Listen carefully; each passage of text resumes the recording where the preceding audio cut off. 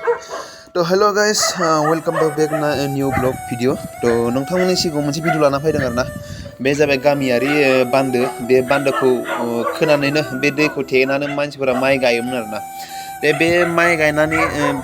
बे दैजोंनो माइ गायो गायनानै बिनिफ्रायथ' दा बे बान्दोआनो जुदि बायलांबायबा मा जाबावगोन दुखुनि खोथा आरोना एथ'ग्राब गिदिर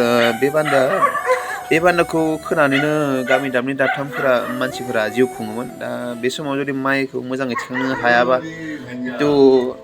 मा जाबावगोन उपाय गैया आरोना माइनि बोथोर मा खालामनो बे दैखौ लानानै माइआ मोजां जायोब्ला माबायदि जिउ खुंलांनांगौ दा बेखौनो आरोना जुदि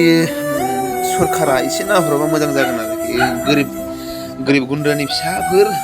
बेखौ थेनानैनो मानसिफोरा जिउ खुङोमोन माइ गायनानै बेखौनो नायनानै एसे सरकारा हेल्प खालामबा मोजां जागोन आरोना बेखौनो आं खावलायो बेखिनि आरोना जेसेबां बे भिडिअखौ शेयार खालामनाय जाबाय बाय बाय